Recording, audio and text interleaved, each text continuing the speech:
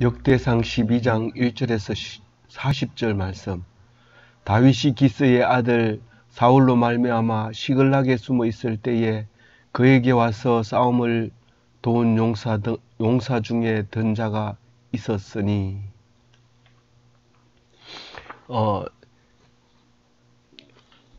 우리는 예수 믿는 기독교인입니다. 예수만 믿으면 되는데 예수를 알기 위하여 그 주변 상황을 알아야 됩니다. 그래서 나머지는 다 엑스트라입니다. 오직 예수님만 주인공이고 우리 예수님만 바라봐야 됩니다.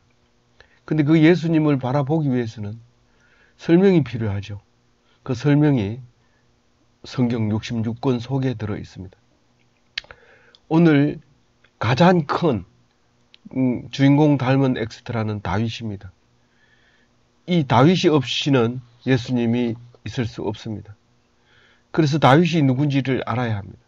그래서 다윗의 후손으로, 다윗의 왕위로 영원하게 우리에게 오셔서 우리를 구원하시는데, 그 다윗이 누군지 알아야 예수님의 은혜가 풍성하게 되고 예수님의 그 뜻이 우리의 마음속에 영원히 남아있게 되는 것입니다. 이 다윗을 설명하려면 사울이 있어야 됩니다. 다윗이 어떤 왕이고 왜 우리가 존경하는 왕이고 왜 하나님이 세운 왕인지 알려면 사울을 알아야 다윗을 알게 됩니다. 이 사울 이야기가 이 앞에서 있었던 것이고, 오늘 1절에서 이제 사울의 나라가 다윗의 나라로 옮겨지는 그런 상황에서의 이야기를 하고 있습니다. 원래 왕은 필요 없습니다. 이스라엘 백성에게는. 왜냐하면 왕이 하나님이시기 때문에 그렇습니다. 그러나 사사기를 거쳐서 오면서 많은 백성들이 오랫동안 왕을 원했습니다. 우리가 하나님이 계시지만 하나님의 말씀을 원하지 않는 것과 마찬가지입니다. 그래서 모세를 세우고 하나님 말씀을 대신 듣게 하고, 우리는 하나님 왕이 없어도 되지만 왕이 있어서 왕에게 모든 것을 일임하고 왕의 말씀에 순종하겠다고 왕을 원했습니다. 그래서 초대 왕으로 사울 왕이 탄생하게 됩니다. 그 사울 왕을 기름 부은 사무엘이 하나님께서 하신 말씀을 받아서 사울의 왕을 사울의 나라를 다윗의 나라로 옮기려고 하고 있습니다. 그래서 사울이 정신병이 듭니다. 우리가 하나님을 믿지 않으면 마음이 혼란해지고 정신이 분열이 일어나고 귀신이 찾아들고 그렇게 해서 이상하게 됩니다. 그때 다윗은 사울의 음악 치료사로서 왕궁에 있었습니다. 그러나 사울의 병은 나은 것이 아니라 오히려 다윗을 죽이는데 발전을 하게 되고 결국은 잡으러 다니고 도망 다니는 신세가 되어버렸습니다. 그래서 다윗은 이스라엘 백성으로서, 유다 백성으로서 이스라엘 땅에 살지 않으면 발붙일 곳이 없습니다. 그 중에서도 가장 앙숙인 블레셋 사람을 찾아갑니다. 다윗은 블레셋 사람을 찾아갔을 때 블레셋 사람은 다윗의 용맹을 다 알고 있었습니다. 그래서 다윗이 왔다는 소식을 듣고 죽이려고 할 때 다윗은 바로 연기를 시작합니다. 미친 척하고 똥을 바르고 문을 벅벅 긁으며 눈동자를 돌리고, 그래서 블레셋의 아기스 왕이 이런 냄새 나는 놈을 누가 이 군대를 동원해가지고 잡으려고 했단 말이나, 군대 철수해라. 그러고 내버려 둡니다. 그러다가 다윗은 신임을 얻어서 시글락이라고 하는 지역을 하사받게 됩니다. 그래서 그 지역에 살게 되는 것을 알 수 있습니다. 사울은 블레셋이 무서워서 시글락으로 가지 못합니다. 있는 줄은 알지만 시글락은 블레셋 사람들이 지켜주고 있습니다.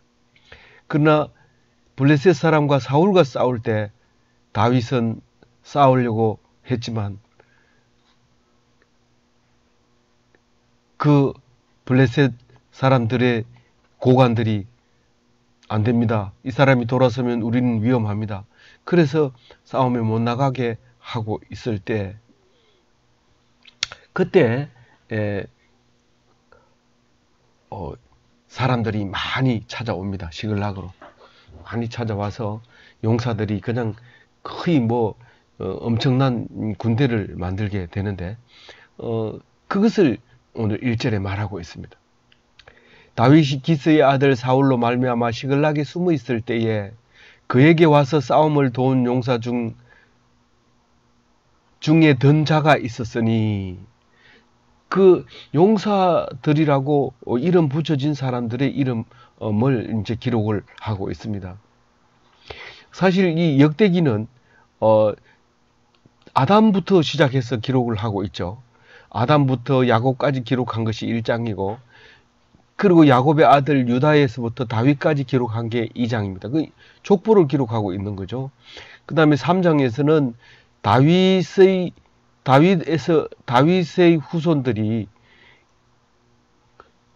어떻게 솔로몬과 그 열왕과 북왕과 남왕 그리고 포로로 붙들려 갔다가 망해서 돌아오는 사람들까지 명단을 3장에서 이야기하고 있고요. 그리고 포로로 갔다 와서 생각해 보니까 그 유다와 야베스와 이런 그 이야기를 꼭 해야 되겠다 하는 겁니다. 이 이야기를 해야 이 정체성을 알 수 있겠다 그겁니다. 그리고 이제 5장에 가가지고는 르우벤, 갓, 므낫세 이 요단 동편에 있는 사람들의 이름도 기록을 합니다. 이것은 영원히 잊지 말아야 할 것이다 라는 것이죠. 그리고 5장에 가서는 레위인에 대해서, 레위인도 영원히 잊어서는 안 되는 지파다 라는 것입니다. 그래서 레위인의 족보를 기록하고 있고요. 7장에 가서는 다른 여러 지파들의 이야기를 전부 다 합니다.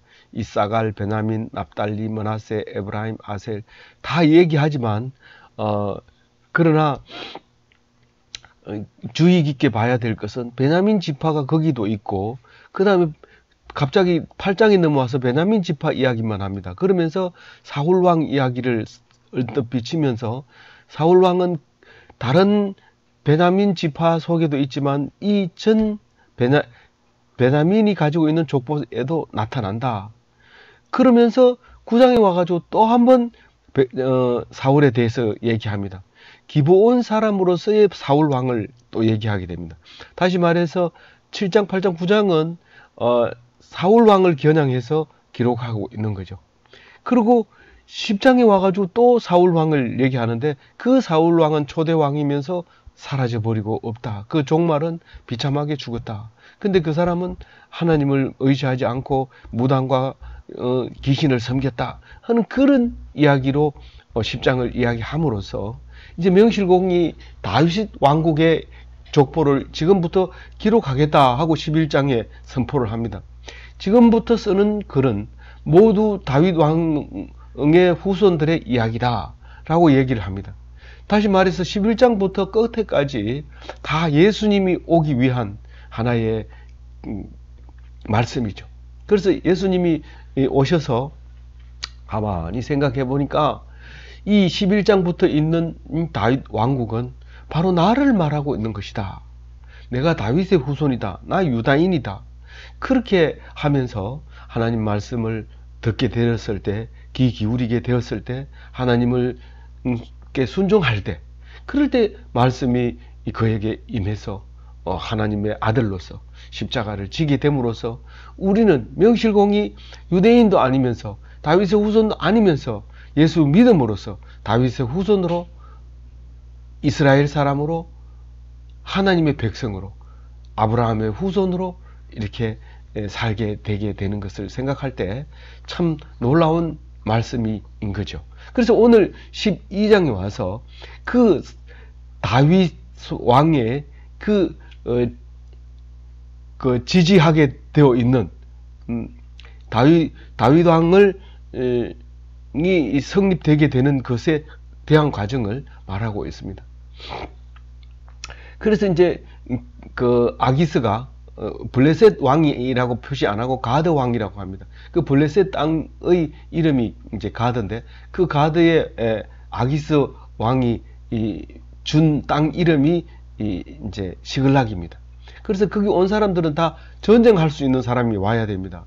전쟁하지 못한 아이들이나 여자들은 그 살던 곳에 그냥 둡니다. 거기 두면 사울이 통치를 하고 있겠죠. 물론 어려운 점도 있겠지만 어쨌거나 그렇게 왔다 갔다 하면서 이 사람들이 도와주고 있었던 모습을 보고 있습니다. 그런데 그 2절부터는 그 온 사람들 중에서, 용장들 중에서 베냐민 지파만 따로 적어서 기록을 하고 있습니다. 그 베냐민 지파 이야기가 7절까지 12장 2절에서 7절까지 베냐민 지파의 이야기를 기록을 하고 있는데요. 상당히 많은 사람들이 베냐민 지파에서 다윗에게 왔다는 겁니다. 베냐민 지파가 누굽니까? 사울의 지파 아닙니까? 그런데도 불구하고 이 다윗을 찾아오는 모습을 제일 먼저 기록을 하고 있는 겁니다. 족보별로 따지면.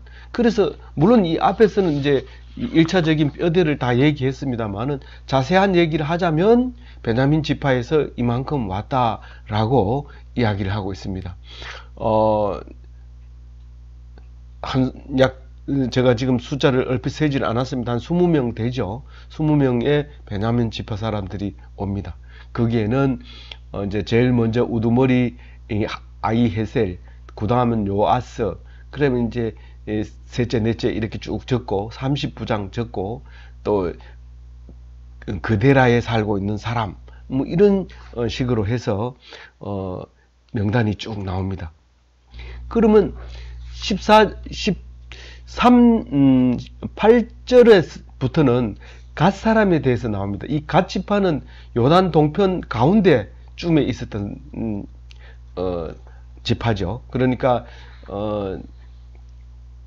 야복강 있는 부근에 살던 갓 지파인데, 뭐 그렇게 큰 지파는 아니지만 그 작은 지파에서 11명의 우두머리들이 시글락으로 와서 다윗을 도우려고 온 사람들의 이름이 13절까지 나옵니다. 그리고 갓 지파는 그냥 올 때 그냥 대충 오는 것이 아니라 백부장, 천부장 이런 사람들만 이제 넘어오죠. 근데 베냐민은 백부장, 천부장은 당연히 사울 밑에 있어야 되죠. 아직 사울이 죽지 않았으니까. 그래서 그렇게 오게 되었다라고 얘기합니다. 근데 이제 갓 지파는 특별히 요단 동편에 있는데, 요단 서편에 와가지고 시글락에 와가지고 다윗의 부하로 있으면서 용장의 이름을 붙게 된 이름이, 왜냐하면 홍수가 나면 요단강이 물이 철철 넘칩니다. 물이 철철 넘치면 어떤 점이 좋냐면 함부로 금방 못 건너기 때문에 방호벽이 돼 줍니다. 그래서 오히려 느슨해집니다.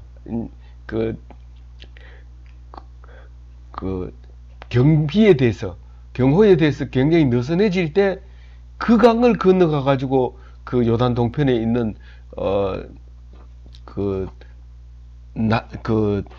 동네를 완전히 그냥 전멸하고 온 그런 이야기를 하고 있습니다. 그게 정월달에 주로 강이 넘친다고 얘기를 합니다. 사실 여호수아가 강을 건널 때도 이 홍수가 나는 때에 강이 넘칠 때 건넙니다. 그래서 건너려고 할 때 물이 탁 수직으로 홍해 바다 건너 것처럼 요단강도 딱 서가지고 법궤가 지나가는 이야기를 듣게 됩니다. 그 이야기는 무방비 상태로 있을 때 급속하게 강을 건넜다는 것은 기적이다라는 것이죠. 그 얘기를 이제 아울러서 오늘 이야기하고 있는 것입니다. 그래서 이제 가치파 이야기가 14절에 마무리를 합니다. 그리고 16절부터는 이제 유다 지파와 베냐민 지파의 다윗의 충성에 대해서 17절에 이야기합니다. 아주 정확하고 바르게 얘기를 합니다. 우리가 힘들고 어려울 때 찾아와서 말하는 사람들의 말은 아주 정확합니다. 흰소리나 헛소리나 또 실없는 소리나 이런 건 하지 않습니다. 그래서 딱 들어보면 이겁니다. 17절 이야기입니다. 평안을 위해서 우리는 당신을 찾아왔습니다. 그러니까 찾아왔다는 것을 다윗이 알고 다윗이 말하는 거죠. 17절에 당신들이 나를 찾아온 것은 평안을 위해서 왔었기 때문에 우리가 그것을 위해 평안을 위해서라면 우리는 당연히 하나가 되어야 된다. 다윗이 너와 하나가 될 것이고 너희들이 우리와 하나가 될 것이다. 그런데 만약에 내가 불의함도 없는데도 불구하고 나를 대적한다면 그것은 하나님이 너희들을 감찰하시고 책망하고 벌 주기를 원한다라고 얘기합니다. 보통 사람은 너희들이 나 배신하면 그 끝이 어떻게 되는지 알아. 한번 봐라. 딱 그렇게 너희들은 절대 배신하면 안 돼. 이렇게 얘기하겠지만 다윗은 처음 시작하면서부터 너희들이 나를 배신한다면 내가 불의가 없는데도 나를 배신한다면 하나님께서 너희들에게 벌 줄 것이다. 그렇게 얘기를 합니다. 다윗은 처음부터 시작부터가 완전 피동입니다. 하나님이 갚아주면 원수 갚아주면 갚는 거고 안 갚아주면 갚을 때까지 기다리는 거예요. 그러한 행동을 아주 적극적으로 하는 거죠. 그러한 행동을 적극적으로 완전 피동이 되는 그 행위를 아주 적극적으로 사람들 모아놓고 이야기하고 선포하고 그렇게 하는 겁니다. 그래서 다윗은 선포를 했어요. 내가 너희들을 베냐민 자손아 유다 자손아 너희들은 꼭 기억해라. 내가 불의하지 않는데 내 대적이 된다면 하나님이 반드시 갚으리라. 그 얘기를 17절에 합니다. 그런데 여기에 한 사람이 성령이 충만하게 되는 이야기가 합니다. 그 30부장이 한 사람이 있었는데 이 사람이 이름이 아마세입니다. 여기만 아마세가 나오지만 사실은 다른 성경은 아마사로 기록을 하고 있는 것 같아요. 정확하게 일치하지 않지만 아마사일 가능성이 있다고 많은 신학자들이 얘기를 하고 있는데 이 아마세는 성령이 충만했습니다. 성령이 임했습니다. 근데 예수님이 오시고 십자가에 돌아가시고 난 다음에 오시는 성령이 그게 우리가 믿는 성령이 성부 성자 성령이 아닙니까? 맞습니다. 그런데 여기서 성령은 확실하지 않은 성령이죠.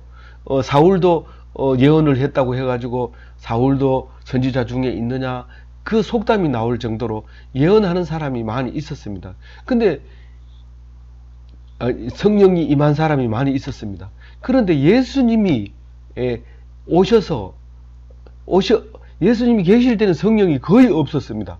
왜냐하면 성자 하나님이 계셨기 때문에 성령이 오실 이유가 없었죠. 그래서 오직 모든 일이 생기면 다 예수님이 해결하니까 성령이 없었습니다. 근데 내가 가면 보혜사를 보내주겠다 해서 보내온 게 오순절날 성령이 오신 거예요. 그래서 그때부터 오신 성령은 예수님, 하나님, 성령님 이게 하나라고 이제 인정하게 되고 우리는 하나님을 모시는 것이 성령이 임하는 겁니다. 그러면 여기서 말하는 성령은 뭐라고 설명을 해야 되느냐? 우리가 예수님이 어린 양 제물로 돌아가셔서 우리는 다시는 제사를 안 지내도 되는 것과 마찬가지지만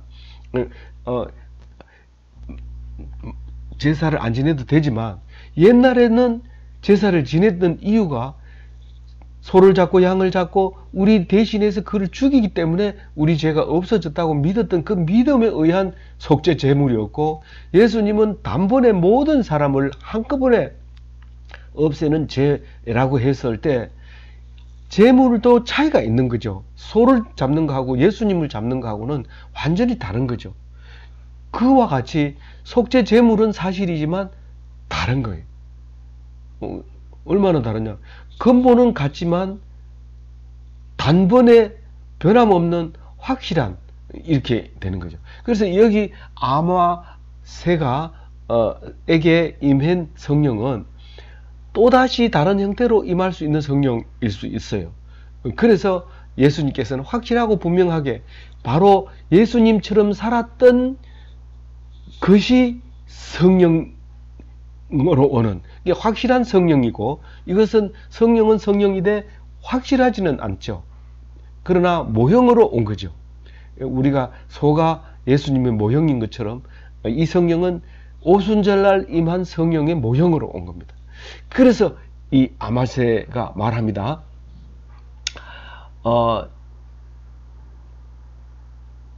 당신의 하나님이 당신을 도우십니다. 이 성령이 하시는 말씀이죠. 사람이 하는 것이 아닙니다. 그래서 이렇게 말함으로써 그 평안은 하나님께 있습니다 라고 얘기함으로써 다윗이 아마세를 인정하게 됩니다. 그래서 군대 장관으로 지휘관을 삼았더라 이랬는데, 사실은 이 사무엘상을 읽어보면 바로 지휘관을 삼는 게 아닙니다. 이유가 있어서 지휘관을 삼습니다. 그 아마사로 나오는 사무엘상을 읽어보면은요, 압살롬이 반역을 할 때 요압이 가서 죽여버립니다. 압살롬이 누굽니까? 반역은 했더라도 다윗의 아들 아닙니까? 그 아들도 보통 아들이 아니라 사랑하는 아들입니다. 잘생기고 머리 길고. 그런데 내가 힘이 없다고 자기가 왕위를 안 물려준다고 스스로 왕이 돼가지고 나를 쫓아내면 밉지요. 그렇지만 이렇게 잘 해가지고 물려주고 싶은데 그 기회를 하나님이 안 주시니까 못하고 있었는데, 그만 그 압살롬을 반역을 했다고 요압이 가서 죽여버리는 바람에 얼마나 울었는지 몰라요. 다윗이 너무 오래 울고 있으니까 요압이 당신 계속 지금 아직도 오늘도 만약에 계속 울고 있으면 나는 이 군사들 다 데리고 철수하겠다. 당신 혼자 남아서 울든지 말든지 알아서 해라. 공갈 치는 바람에 벌떡 일어나서 군사들 수고했다 그러고 다시 왕의 자리에 앉았던 그 기록이 사무엘상에 나오잖아요. 그때 엄청난 충격을 받았던 것 같아요. 내가 왕이지만 내 마음대로 못한다 하는 것을 알고, 요압을 나중에 반역자를 토벌할 때 요압을 안 보냅니다. 요압의 동생을 보내는데, 이종사촌 동생을 보내는데 못 잡아옵니다. 그래가지고 요압을 다시 보내는 게 아니라 아마사를 보냅니다. 근데 아마사가 아마사를 보냈는데 아마사가 못 잡으니까 요압의 동생을 이제, 야, 아마사가 못 잡아온다. 네가 가서 잡아와라. 그러고 보냈는데 동생 따라서 요압이 따라갑니다. 동생이 책임자인데 따라가가지고는 아마사를 보고 이종사촌이니까 인사를 하면서 그만 찔러 죽여버리는 거예요. 그러니까 아마사가 요압의 대신해서 군대 장관이 됐는데 그만 요압이 그냥 죽여버리는 일이 또 일어납니다. 그래서 결국은 요압은 다윗이 죽을 때 제명으로 못 죽게 하라고 솔로몬에게 부탁을 하게 되죠.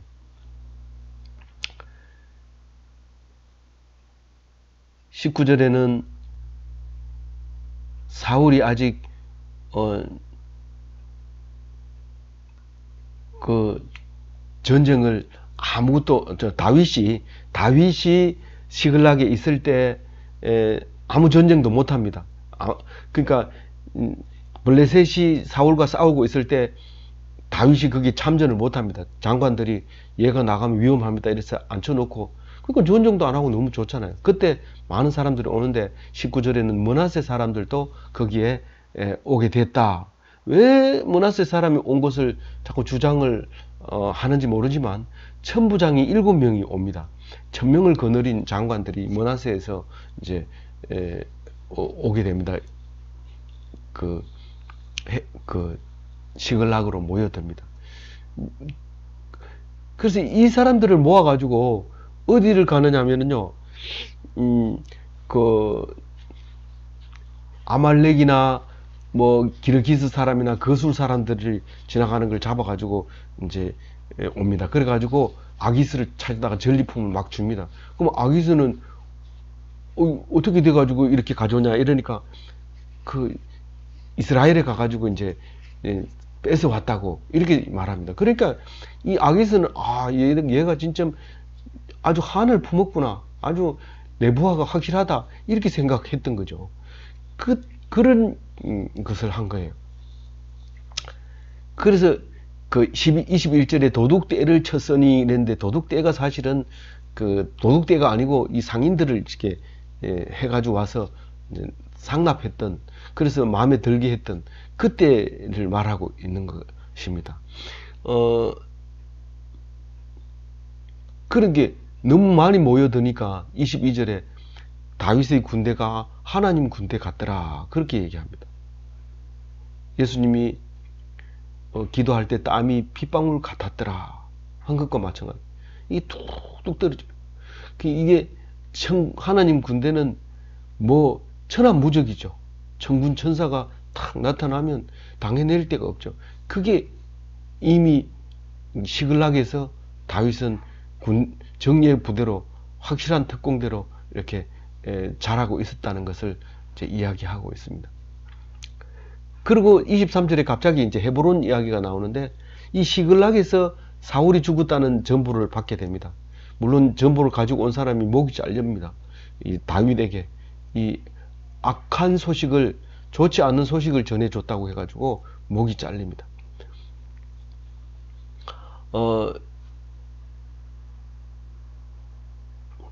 그것도 참 묵상해봐야 될 말씀이죠. 저기 사무엘상을 읽어보시고 묵상을 해주시면 좋겠습니다. 23절에 보면 그 돕는 사람들이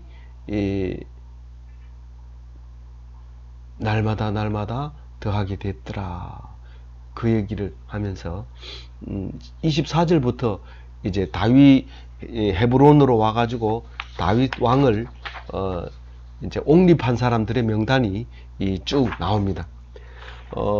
이 37절까지 명단이 나오게 되는데, 유다 사람 6,800, 시므온 사람 7,100, 레위 사람 4,600, 여호야다 외에 3,700, 사독 장관, 사독 외에 20명, 베냐민 3,000명, 에브라임 2,800, 므낫세 18,000, 이사갈 200, 스불론 5만, 납달리 37,000, 납달리 지파 장관 1,000명, 단 지파 26,000, 28,600, 아셀 지파 4만 명, 르우벤, 갓, 므낫세 반, 이게 요단 동편에서 12만 명, 이렇게 해서 34만 820명이 왕으로 모시려고 헤브론으로 오게 됩니다. 이때는 사울 왕이 죽었어요. 그 모비보셋이 아들이 이제 그 대신해서 왕을 하고 있는 이때에 이제 헤브론에 와가지고 7년 반 동안 통치를 하게 되는데, 나중에 이제 그 사울 왕의 아들이 이제 항복을 할 때까지 이 7년 반 동안 헤브론에 있게 되고, 그 이후에 예루살렘을 정복해서 예루살렘으로 이제 수도를 옮기게 되는 이야기들이 나오게 됩니다. 아주 38절에는 그들이 무장하고 성심으로 헤브론에서 이스라엘의 이스라엘의 남은 자까지 합해서, 그러니까 남은 자라고 하면 사울을 따라가지 않고 다윗 편으로 온 사람을 이스라엘의 남은 자라고 얘기하고 있는 것이죠. 39절에 40절에 보면 3일 동안 잔치한 이야기가 나옵니다. 인근 이스라엘 지역에서부터 시작, 그러니까 인근이라고 말하면 헤브론 부근에 있는 이스라엘 백성하고, 저 북방 지역, 이스라엘 중에서도 가장 북방에 있는 게 이사갈, 스불론, 납달리, 그러니까 갈릴리 북서부 지역에 있는 지파들도 다 내려와서 이 3일간 잔치에 동참하게 됩니다. 올 때 그냥 옵니까? 짐승과 먹을 것과 음식을 잔뜩 챙겨 가지고 오죠. 여기는 자세하게 나와 있죠. 나귀, 낙타, 노새, 소, 음식물, 밀가루, 과자, 무화과, 금포도, 포도주, 기름, 소, 양, 뭐 엄청 많이 가지고 3일 동안 큰 잔치했다는 이야기를 하고 있습니다. 저는 오늘 묵상하면서 22절 말씀, 날마다 돕는 자들이 와서 하나님의 군대를 이루었다, 그렇게 얘기를 할 때에 우리는 어려움을 당하고 고난을 당할 때 하나님께서 도와주십니다. 어떤 분은 감옥에 있을 때 천군 천사가 와서 지혜를 주고, 그렇게 해서 책을 쓰기도 하고, 또 그때 많은 사람들이 자기 편으로 만들어 놓았다가 추록하고 나서 큰 일을 하는 것을 볼 수 있었습니다. 우리는 하나님께서 준비한 헬퍼들, 내가 어려움을 해야 되겠다 생각하면 도와주는 사람이 많습니다. 그런데 내가 욕심을 냈거나 의롭지 못한 짓을 했으면 그게 전부 돌아서서 나를 공격하는 공격자가 됩니다. 그래서 하나님 앞에 의롭다고 인정되는 일을 하면 어렵더라도 참을 수 있고, 그렇게 하면 하나님께서 늘 도와주신다는 것입니다. 그 도와주는 것이 그냥 도와주는 것이 아니라 하늘나라의 천군천사라는 사실을 기억하면서 우리는 어려움을 두려워하지 말고 세상 잘 되는 것을 두려워해야 됩니다. 그렇게 사는 기독교인이 되시기를 주님의 이름으로 축원드립니다.